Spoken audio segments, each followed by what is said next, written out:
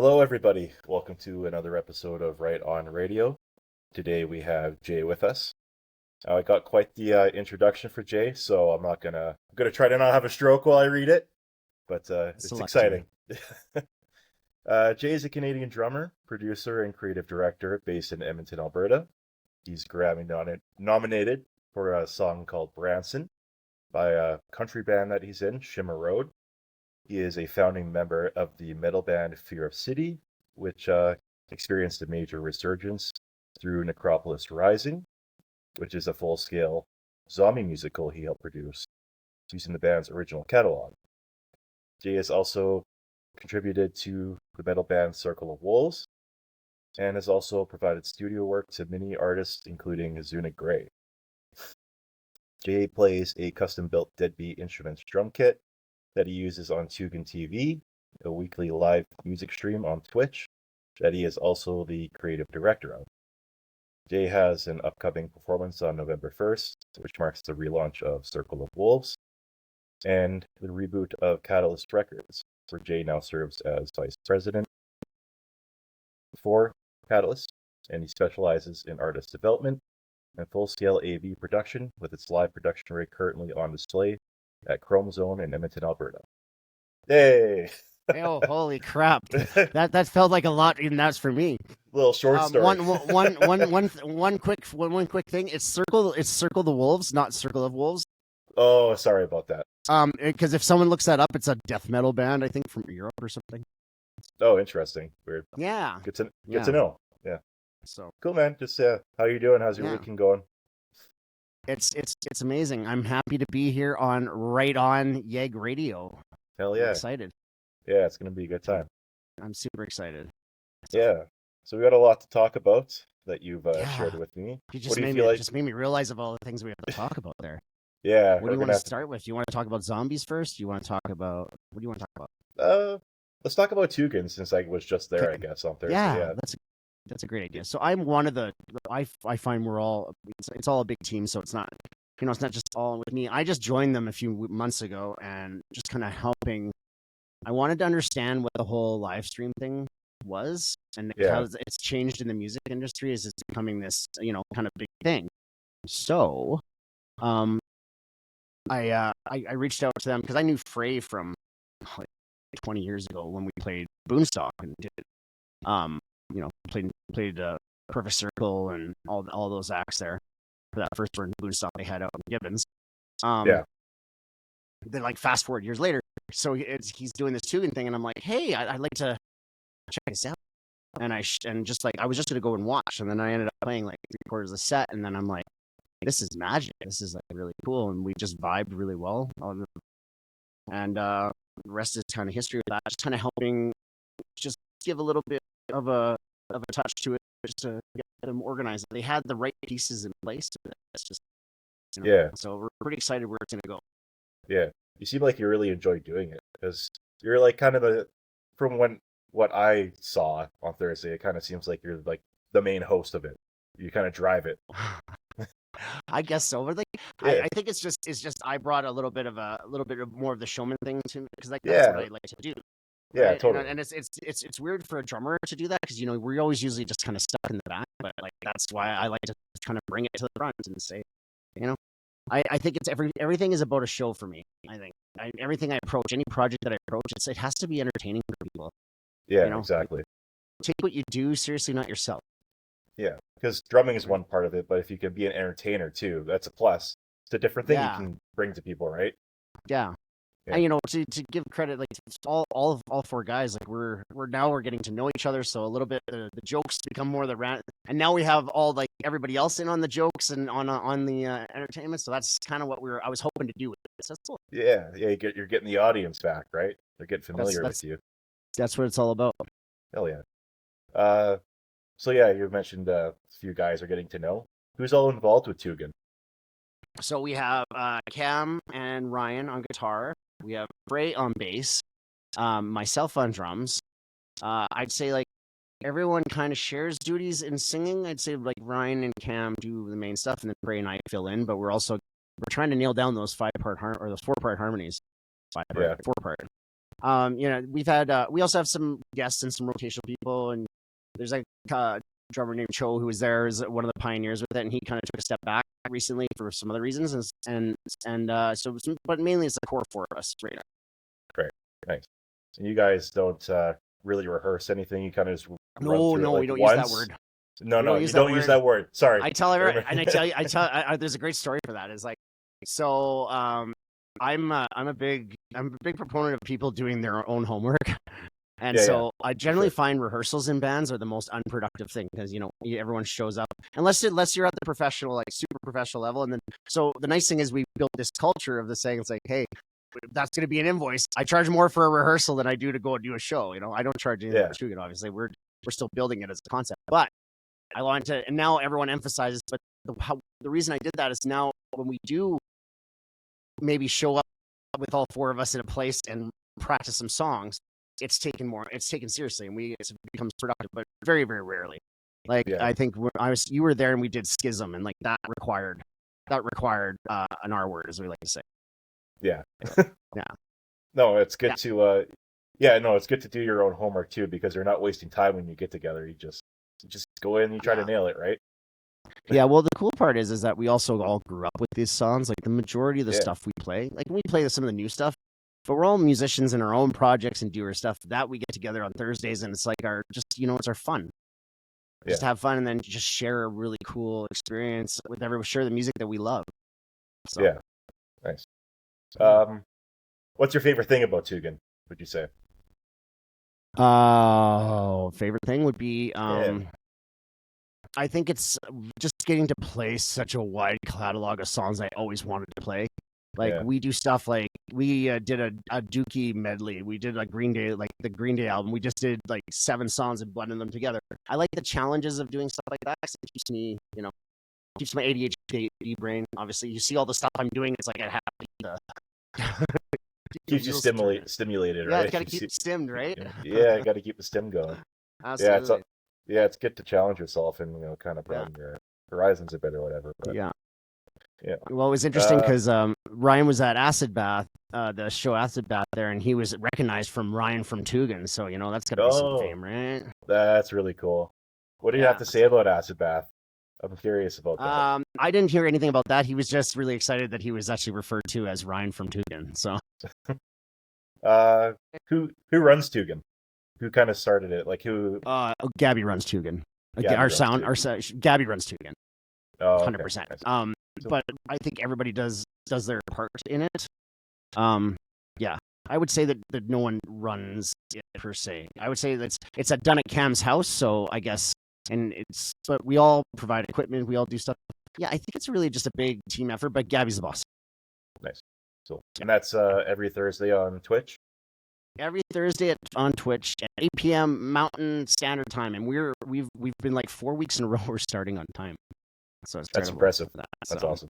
That's cool. We've seen a really good, because of the stuff like that, we're trending upwards. So that's good. Nice. So you heard it here first. Well, no. Yeah. Other people have heard it too, but every Thursdays, 8 p.m. There you go. Yeah, and I appreciate it. It was really cool that you came out, and we're looking forward to have you come up on drums for because I think this is a great segue to talk about how we met, because I love this. I think it's an interesting story about, kind of a little bit about just it's an interesting thing.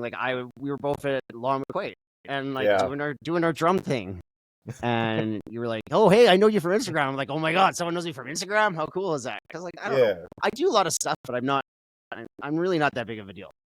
It's kind of cool that when people recognize you though. And then we start talking the entire time. Yeah. And this whole time, I'm like, okay, cool, yeah, you do. I think you're talking about your work, like your day job and stuff. Yep. And then I go into the car and I'm like, well, I must follow this guy on Instagram. I must something, right? Because he sees me. It's like, I want to find this guy. And it's like, right on, Reagan. It's like, why didn't you talk to me about that? I didn't mention I would have loved anything to talk about about that. Yeah. And it's funny, is this and that's something I try to teach, really hammer home with artists. It's like, you should be always hyping yourself, especially about the job that you want, the one you want to do. It's like, because you think I think I'm exhausted talking about myself all the time and talking about my projects and stuff. But honestly, most people only hear it once or twice. Yeah. and then it's like a thing, right? So it takes. They said there's a scientific study that it takes like 10 or 15 times for you to see something randomly and actually have it retain.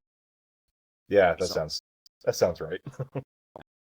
I think it was the hair that caught the corner of my eye where I kind of recognized you at first. I was like, hey, I think I follow that guy. Yeah. Right? Yeah. The hair sticks out everywhere I go. Sure. Yeah. But yeah, it's a funny story of meeting. Yeah.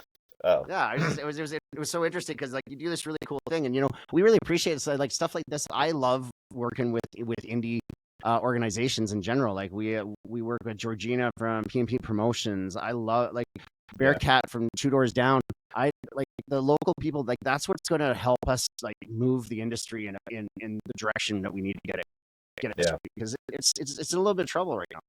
Yeah, like how you were mentioning when we were talking when I went to go check out Tugan. Word of mouth, right? Word of mouth is the best way to promote yourself and get yourself out there. Yeah. And then I'll ask one more thing about Tugan, I guess. Sure. You guys don't repeat songs ever, like you. So that would be impossible for the most part because we do 17 songs a night. Yeah. What we try to do is I think it's a rotation of and this is why Gabby handles all that stuff. We put in requests to be like, I'd like to do this, and she'd be maybe like, no, you can't do that, or yes, we can do that. And it's based on making sure that the rotation. But you're going to see certain songs probably show up every 4 weeks. I really push to say, hey, let's do we try to learn a new one every set, and then you just keep building. Yeah. Right? I think you mentioned like every 3 weeks, like you won't repeat a song until like the 3-week mark, and then maybe you might do it again. Yeah. I think that's where my mind was at. Yeah. Cool. Fortunately, there's a lot of songs out there. So, millions of songs. Millions of songs. Yeah. So we do everything from Lady Gaga to like death. So I'm still waiting to do the death song. It is on the radar, but we might even get a special guest to do that one. Who knows? Yeah. Who knows? We always have special guests on the show too, and that's always artists can reach out to us if they're promoting something and they want to come on the show and chat about it. Like we're about that too, because this is how we do it. Everyone's got to work together. Yeah, exactly. I think that the Poker Face cover by Lady Gaga was the standout for me. Yeah, that was awesome. That was really cool. That worked out really good considering we didn't ever play it together. Oh wow, that's impressive. Yeah, that one was really I think it's you've been in some bands, right? And like when you've gelled with some guys, girls, people, things. It just becomes intuitive now, right? So it's like we kind of know all our tendencies and stuff. At least I do. Yeah. I know that, so it's fun that way because now the songs are really easy to do and they just sound better and better and better, right? Every week. Yeah, exactly. Yeah. Yeah. Cool, man. Cool, man. Guess move on from Tugan. You want to talk about your Shimmer Road band and the Grammy and the nomination? Okay, yeah. So it's one of those things. So it's up for consideration. We were lucky to be kind of nominated. It's a bigger thing once we get onto the final ballot. I'm not gonna misinterpret this, but it's pretty cool. Yeah. Because you have to be a member of the Academy, which is very difficult in Canada to do because, but fortunately, Shimmer, the mainstay, our singer, she has dual citizenship and she was nominated. She got into the Academy from a couple producers that she works with because she does top line vocals for EDM stuff out of the States. Works with that's pretty cool. Rick Saborda and like a bunch of like she's all over the place down there with that. Like we actually that's a whole other conversation. She does a little bit in every genre. We just kind of have that kind of thing, right? So it's really cool. And so that was that process, and then we found out it's like, oh, okay, well, but now it's even a bigger deal because we're down to the like top 100 in that category of top country songs. Right. So that's pretty cool. So that's why I started to talk about it a little bit more. But there's still a process. Like I don't think that I'm going to beat Jelly Roll this year, but never know. Or whoever. Right? Yeah. So the nomination's kind of still in progress right now with it. Yeah. Well, it's technically the final nomination is when you get on the ballot, the final ballot, when it's like down to the 5 songs, right? We're not there yet. Nobody is. Okay. So everyone's sitting there. So people like Shimmer, people in the Academy get to vote on it, but that's the only people that vote on Grammys. I see. So it's not people's choice or anything. It's just but the cool thing is, and I just heard someone giving some advice about this, so I want to pass this on to everyone because it makes sense. if you have the ability to get to do that and put a name, submit something into the Grammys, pick a really smaller like genre of things like folk or like some kind of obscure like kind of blues of some sort, because some of the categories people aren't as invested in, and they'll just go and listen to it, and they'll be like, I don't know any artists here, and they'll listen to it, and they could discover your band. Yeah, exactly. So it's a good piece of advice. Yeah. So you always want to be discovered in some way, right? Yeah. Some shape or form. Well, that's the way that, hey, look, I don't know anybody else really in Edmonton that's got any like songs up for consideration for Grammys, but at the end of the day, what I'm hoping to do with Catalyst and with stuff like this is to help. This kind of stuff should elevate everybody. Yeah. Like, it doesn't just elevate us. As the idea is that we want to elevate all our projects and there go like elevate more of the scene in Edmonton, right? Right. It's our home. Yeah. Yeah. You still get to like, you get like an invite to go like to the Grammys or anything like that? Or? That's if you get down to the final. When you get down to the final nomination, that's when you get to go. They get down to the top to the final. Yeah. Hey, we're in the top 100. You don't know. We don't know. A bunch of people could feel into Grants. It's a good song. Yeah, it is a good song. I like it. How cool would that be to get invited down? It's so big. It's so big that you just can't. I can't even. I'm just like, I'm happy to be part of the conversation. Yeah, honestly, exactly. Right now, and and for considering Shimmer Road's brand new this year, and so the whole like how Shimmer Road came about with, I was playing in a country band a year ago. We're going in different directions. So I was down with that, and pretty much at the same time, Corey, who's runs all the stuff for Catalyst, is sort of the engineer and stuff like that, had this project called Circle the Wolves with Shimmer. And he was like, hey, I need a drummer for this. So I had to learn 15 hard rock songs in 2 weeks for that show. Oh, wow. But the cool part is that I discovered the beauty of cue tracks. Oh, amazing. So pretty much everyone from like, a little true. The truth about the industry is everyone from Taylor Swift to Sleep Token uses some kinds of tracks of some sort. Of course. You have to make it a consistent product. It's just how it is. When you get up to that level, that's what you do, right? So it was really cool to see that. And then I converted all my projects to that because I thought it was amazing. Same thing with Fair City. I converted every single one because it just made life so much easier for me. I could do multiple projects because I'd always have the cue tracks, and you don't have to practice with everybody all the time. And there's a bunch of different factors, right? So, yeah, nice. Yeah. So, sorry, that might have been a tangent. No, it's all good. The more tangent, the better. Okay, so, yeah, circle the wolves, right? Not of wolves. Yeah. Circle the wolves. Circle the Wolves and Shimmer Road kind of go like they correlate with like they go hand in hand with like who was involved. Yeah, so that's when I met Shimmer. So Shimmer is the singer of Circle the Wolves as well, and I was so blown away by her and her like she's one of the best singers in Canada. Like and she already had a Grammy nom for a song called Toy Soldiers, and I over the last year I've gotten to really know her. She's amazing. I just like she's my twin. I like how we think about like how to market music and things like that. So it's great to have someone that sort of like works as hard as I do.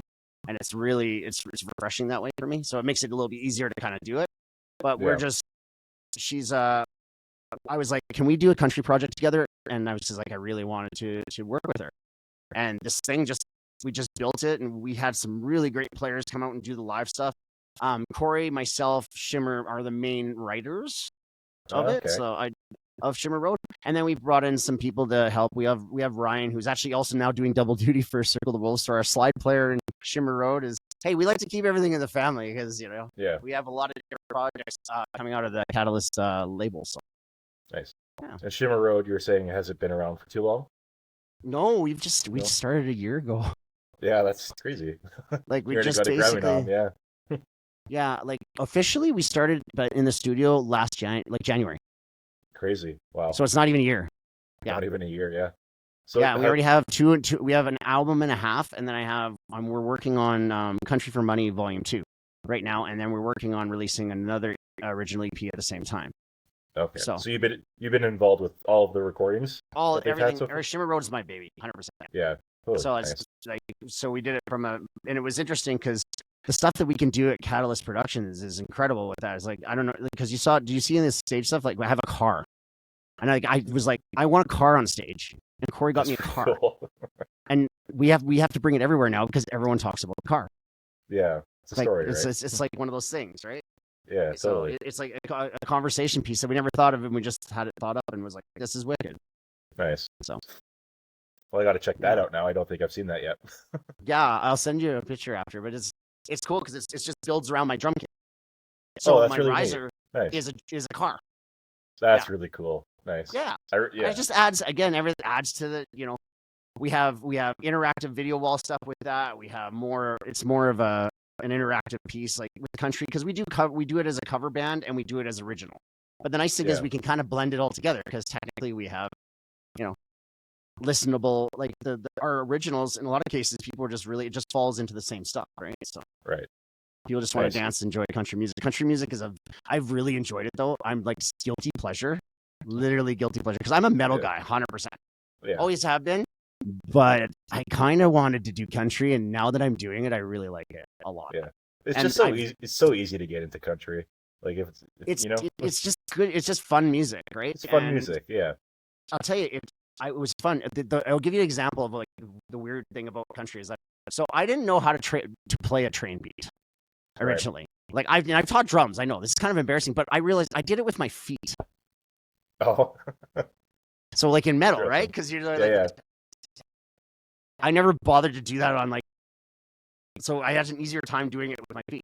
It was just like one of those weird things, right? Now it's like, it's fine, but I never had thought of doing a train beat, Yeah. And Branson, I'm playing brushes, like, never thought that'd be a thing, but I just made this really cool thing that I thought was really, really neat and unique. So just a different whatever take works on for you, man, right? Yeah. Right? Totally. But those are cool, like little, if you want to drum geek out, I could do an entire podcast about drum geeking out. Like, we'll have to do one of those too.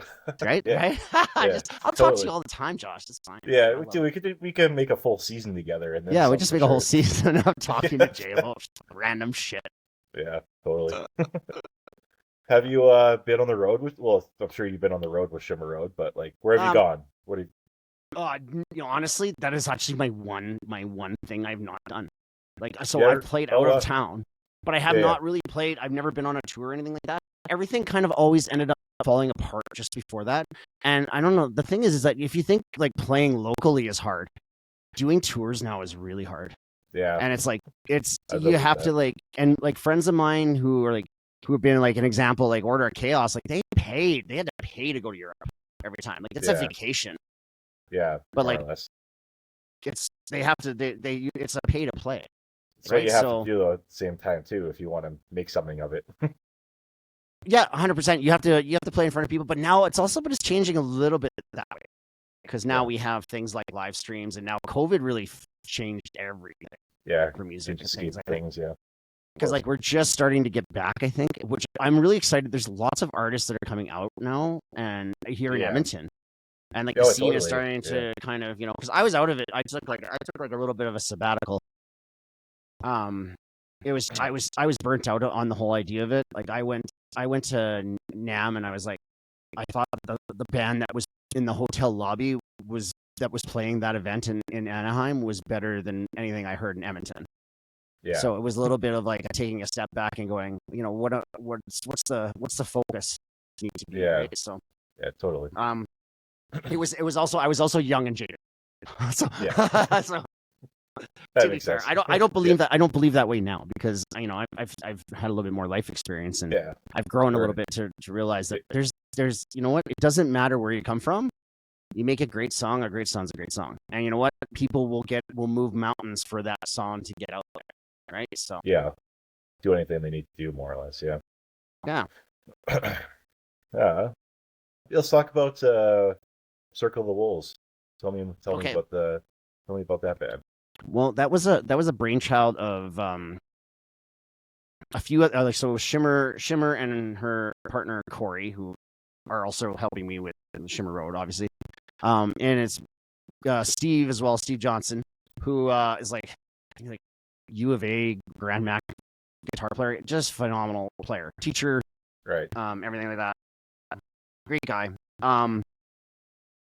They did this project and the whole Circle of Worlds came about. It came about as apparently it was a joke. I have to ask them exactly the detail of it, but it was like it was an idea that just came around. It was like Circle of Wolves. It was like, oh, that's a cool idea. Now I'm helping try to build a brand, because the thing is that a lot of time, like some projects like this, they just need that little extra, massaging. Yeah, a little bit of oomph, right? To say it's because like, and that's the thing about bands nowadays. Like, if you want to be like really real, it's like you have to have a unified approach to it, right? Like, I like Shimmer Road. We all dress up like cowboys. I don't wear a Slayer shirt on stage.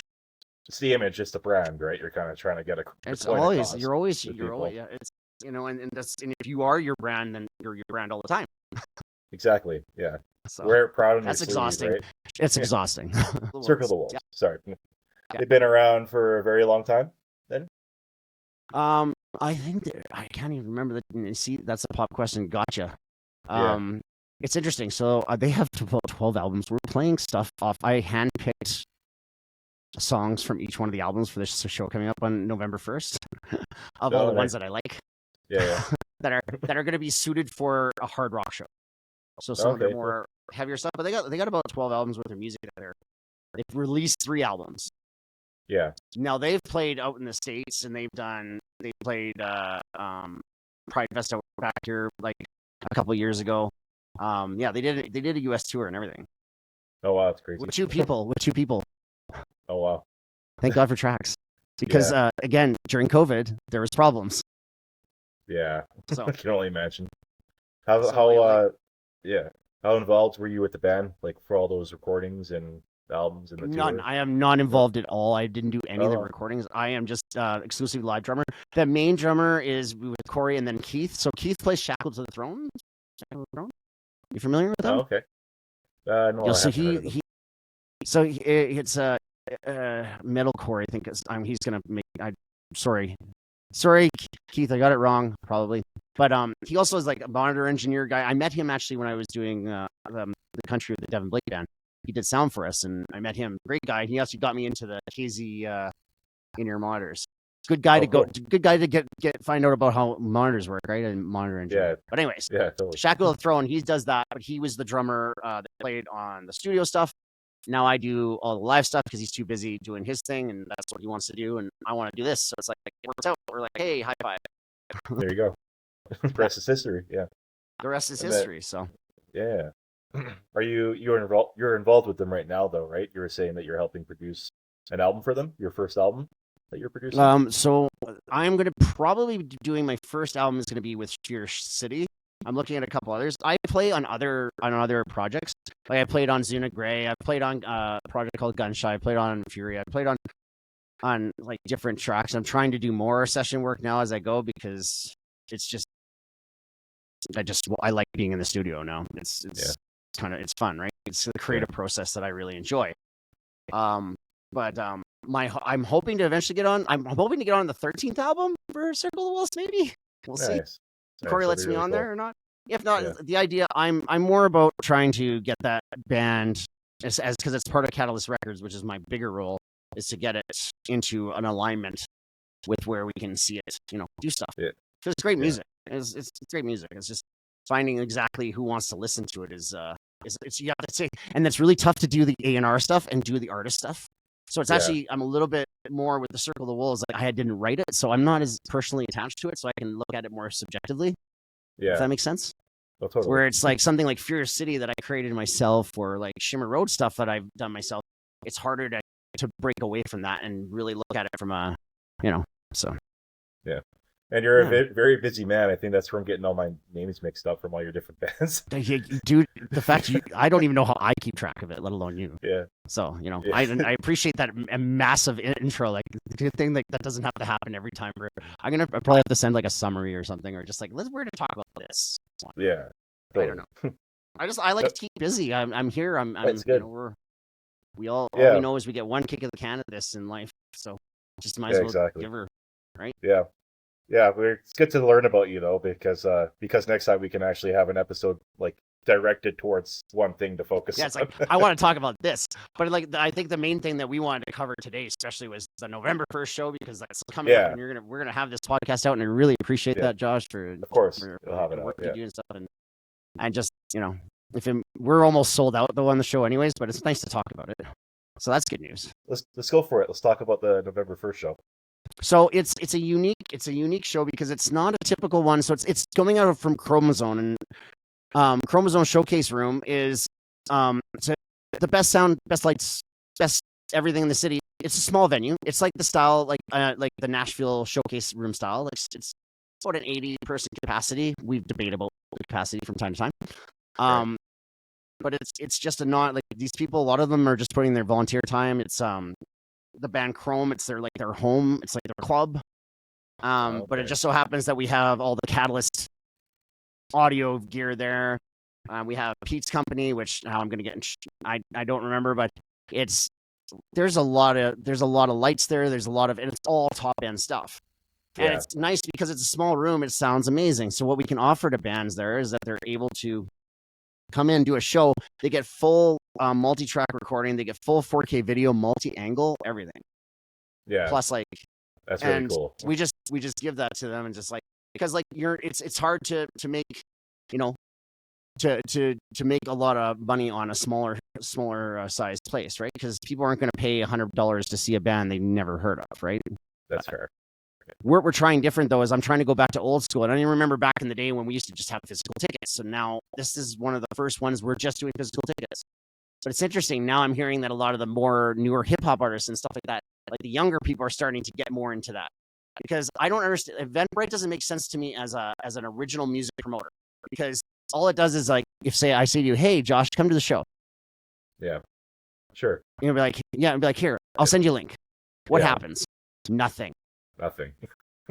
I love you, and I'm sure like you're gonna come to the show, but wouldn't it be better if I could put a ticket in your hand?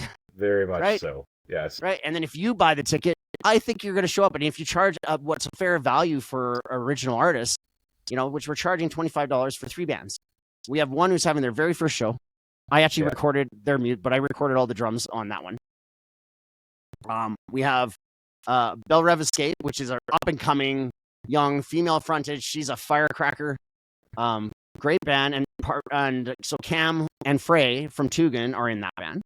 Oh, cool. That's awesome. Yeah. And then there's the KG Vets over in Circle the Wolves. And nice. we finished off the night with a full production of everything is obviously, because everything was done with full production. We have all our video is synced up. So it's an entire experience, right? So, that's cool. I've never actually been there. I'm excited to come out and check it all out. Yeah. Yeah. So yes, because you're coming on November 1st for sure. I'll come. Yeah. I have a ticket for you. You're not letting me not come. It's not happening. Exactly. I'm gonna come. Exactly. You're gonna come. I'm gonna come. You're gonna come. Yeah. Everybody should come. Yeah. Cool. That's a Tuganism for anyone that doesn't know. We're totally rocking with that brand. It's so funny. It was funny. Sorry. That's sweet. Well, now that's something like that picks up, and that's what everyone talks about on the internet when we do the show. Everyone's now about that, and when musicians take their shirts off, whatever it takes to have fun with it and people get engaged. To my own expense, I'll make myself look ridiculous if I have to. Yeah. It's your personality, right? Might as well just shut. It's what people like. It's what people attach to. They like seeing organicness from a person or whatever. Well, I was pretending to be someone else for 20 years, so for me, it's been on ultra mode. Yeah. So I came out 10 years ago, but before that, it's I say I played a straight guy on TV for 20 years, just literally pretending to be something entirely that I wasn't, and I was a totally different person. Yeah. So, but now that allows me to do stuff. Now I found my passions to come back to music and do awesome stuff with it, and with great people and things like that. Yeah. It becomes a lot easier when you're actually your true, authentic self. It is much easier to sell yourself. That's what you say you want to do. You're authentic. It's just the truth. Yeah, exactly. The truth is easy, right? Yeah. It's a way for people to kind of get a sense of how you actually are. Because when you actually meet them in real life too, right? They kind of know,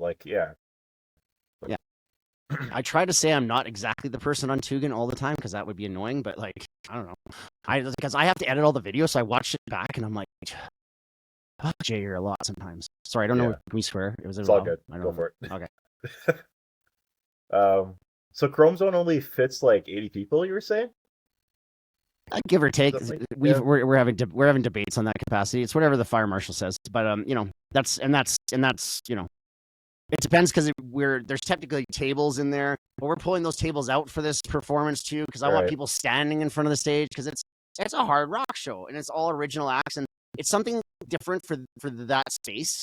And we're trying to, and this is kind of our Catalyst Productions, Catalyst labels, like kind of, hey, we're back into the scene here in Edmonton. Reboot, yeah. A reboot, and like saying, like, this is what I want to do. Like the side passion of like not just getting my bands out there, but I want to help other bands get some great production. Yeah. You know, with our artists, we work with them. It's not about a monetary thing.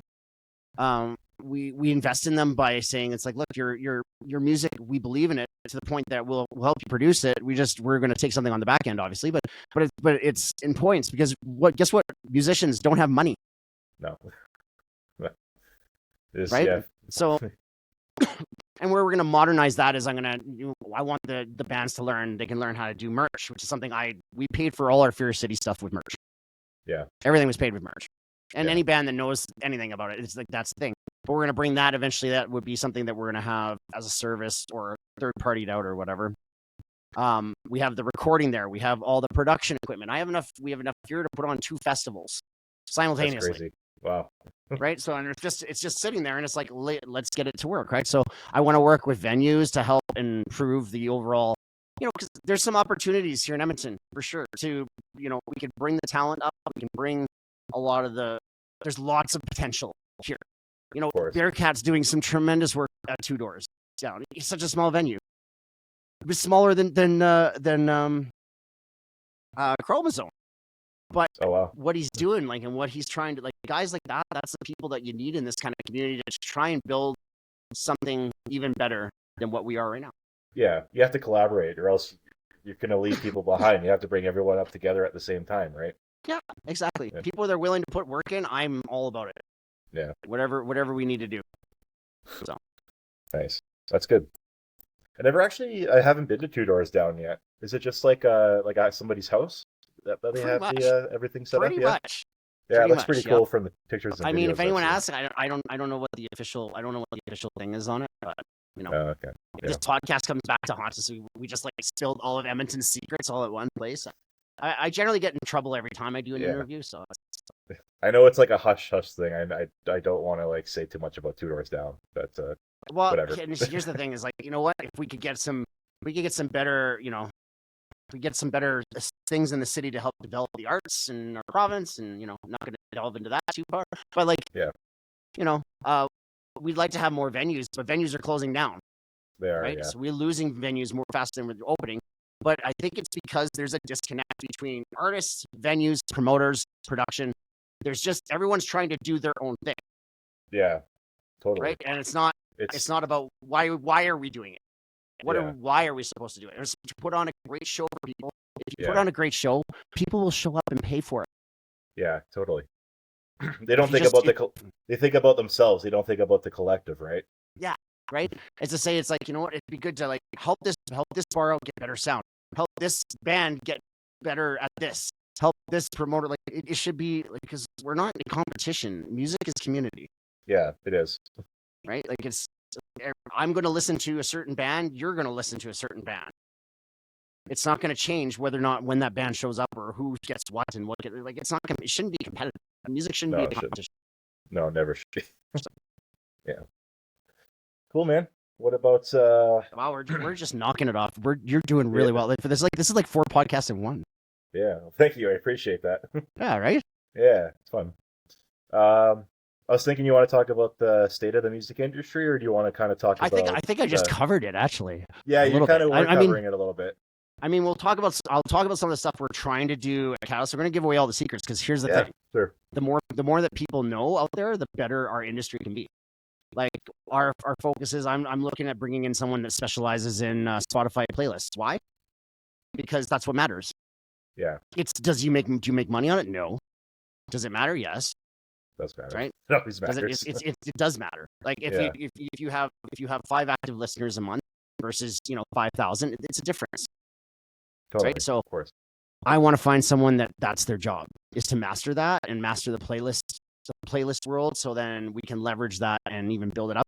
There's tons of great organizations in the city that are pulling up, and I think a lot of these folks are volunteer and stuff like that, like Alt Yeg magazine as well, and Music and Yeg and stuff. They do stuff like that. They do playlists and things showcasing local music, and they do a great job of that. And pumping. Then they always pump all my stuff, so I had to give them a shout out too. Nice. Of course. Right? Yeah. Because it's just like, again, a couple organizations that are just trying to elevate everybody. I love that. Yeah, it's cool. It's nice to see, but we need more of it. That's 100%, right? Yeah. There's some venues in. Go ahead. Sorry. No. Go ahead. I like your idea. Go with that. I was just gonna say there are some venues in the city that have been around for a very, very long time. Luckily, still, like Rendezvous Pub. So funny story about Rendezvous Pub. Oh yeah. Okay. So my first show ever, this is definitely going to date me, was the Fox and Hound downtown. So we're not Beercade, that other one. That's right on 106 there. Oh, with the big red apartment buildings. I can't even remember what it's called. The Common, Blues on White? No. No. So on downtown, there was the Pint and this other bar right beside it.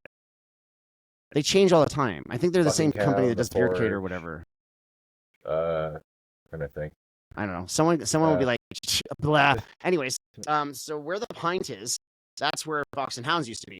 And we used to have all these metal shows, and Calvin will tell you, it's like the ceilings were like really low, and it was like, but man, it was really good. It felt really good to play a show there because 40 people packed it. Yeah. It'd be like standing room only, and everybody, pro tip, always get an opening band that never played before. You're gonna have a packed house. Oh, totally.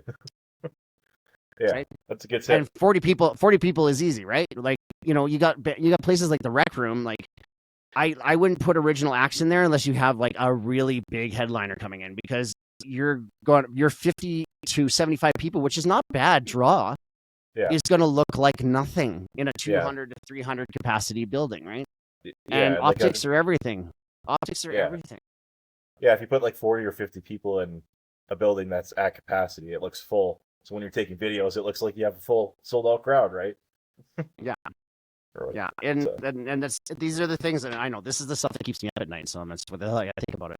I'm just like, what's the best way that you leverage that and you build it up gradually, right? But smaller venues is the thing. So now Rendezvous Pub, everybody moved to that, and Calvin is a staple of the entire metal scene in Calvin's Edmonton, awesome. forever, and of Dead Jesus fame, which a lot of people don't, If did you ever been to a Dead Jesus show? Did you ever go? No. So he used to skewer like dead rats, and like throw them into the crowd. He used to roll himself in barbed wire, and like he would like go to the hospital that day. He is like the ultimate like performer though. Like that's what we used to have in Edmonton. That was the standard. Yeah, stuff that stood out in like a weird, exciting. Yeah, I'm saying kids do not go rolling around in barbed wire, but taking that extra stuff, like we did at Fear City, we would do stuff. We did a show at New City. The original, like the New City, that when it was in the big theater there. Yeah. We thought it would be a great idea, but we wanted to make it a different look. We wanted to do fake blood. Well, back in the day, we didn't just have Amazon. So we thought it would be a brilliant idea to do corn syrup with red dye. Oh, interesting. Nice. So, of course, I have it covered on me, and then I started to realize that has it dried? Uh-oh. As soon as I started moving, so it was extra metally because we were all really fucking in pain. Right. And it was just like, like one of those funny things, like, I don't know, we were idiots back then. It's like, corn syrup, what could go wrong? Yeah, totally. I don't know. What could possibly go wrong with that? Yeah, exactly. Right? So, but like, that's like, I don't know, I was like freaking 23 or something. I was an idiot, so. Yeah. I'm like one of those. Weren't we all around that age? Right? Well, I'm still an idiot. I think just a little bit more refined with it. I'm just self-aware now. More conscious. Self-aware. Oh yeah. Self-aware. Self-aware idiots. Yeah. Self-awareness. When you get into your 40s, it's self-awareness, 100%. So. Yeah. Yeah. But no, it's there was some crazy venues like that, and there's gonna be some venues. I think that we're gonna see that we're gonna have to go someplace with it because there's such an art scene that's developing here in Edmonton, and there's not places for them to play, and we need to, and I saw that right away. Is like we need to have places that do that, right? Because like I'm in both markets. I do cover band stuff, but cover bands, it's all backwards here. It's all backwards, like, really. And I'm gonna get in so much trouble for this, but you know what? I don't fucking care because it needs to be said. It needs to be said.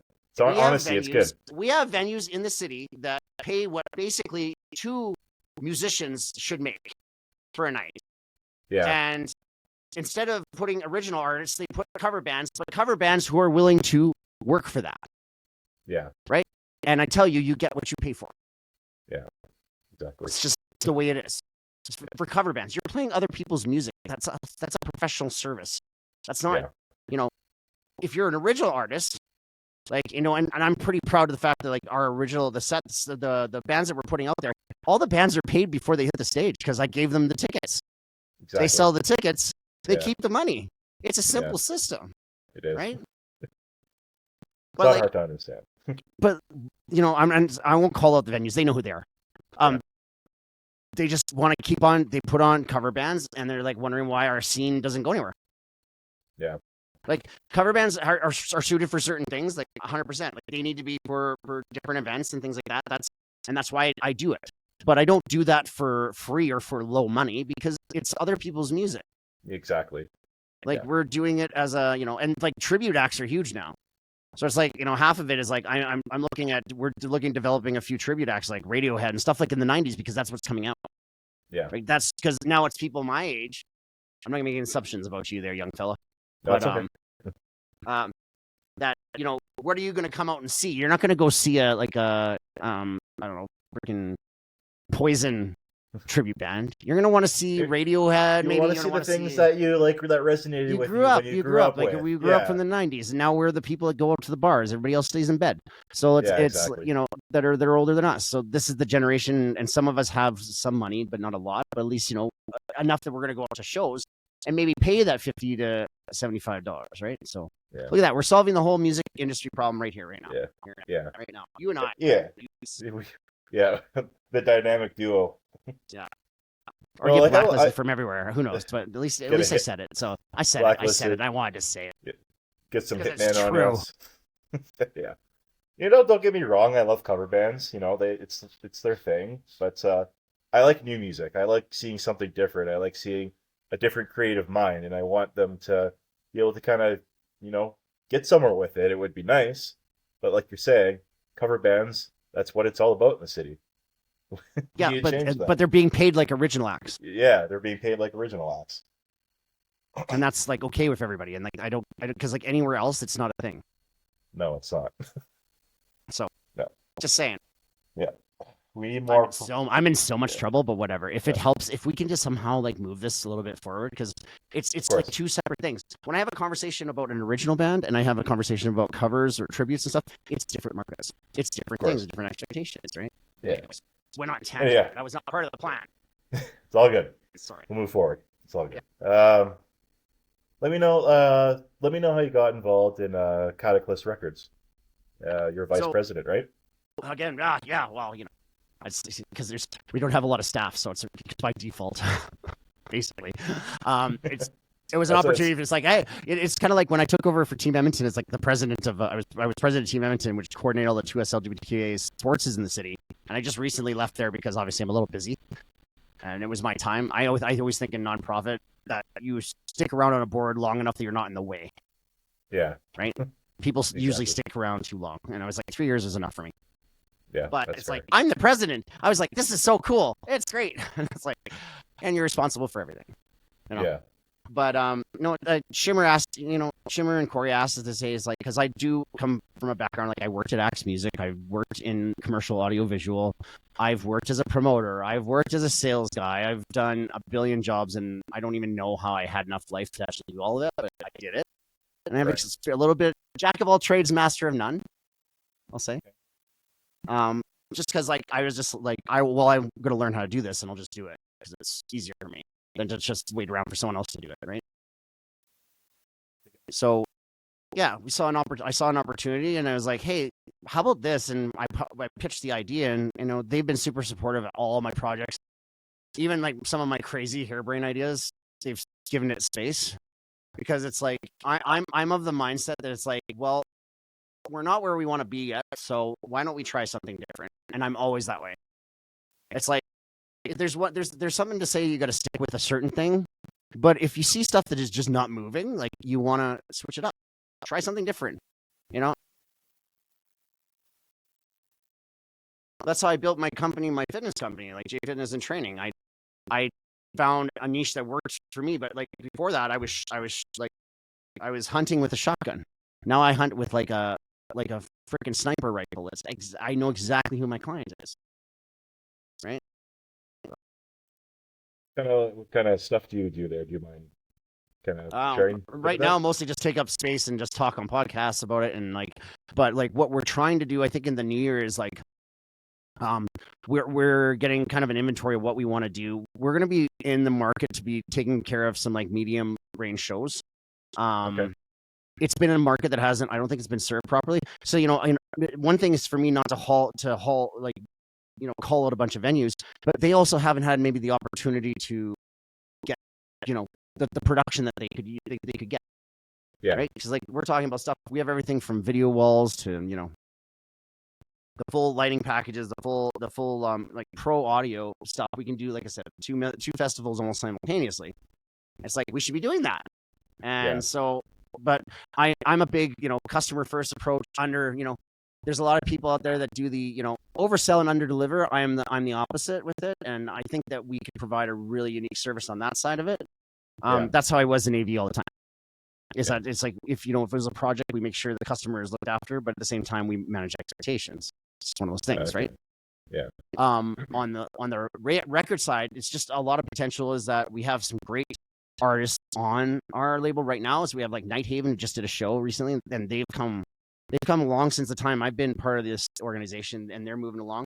And we got some other projects, including Shimmer Road and everything Shimmer does as well. But we positioned it that way because honestly, again, like we can wait around for a label, and record labels aren't the same anymore.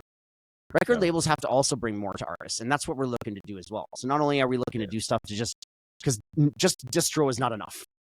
And if your record label's only giving you distro, then or publishing, that's not enough, right?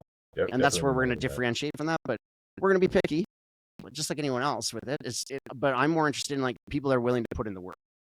Yeah. And if bands really want to be serious about it, really want to elevate their game, we're going to have a really good thing in Catalyst. I can promise you that. I know that's going to happen. Nice. Well, I'm excited to see what happens with it.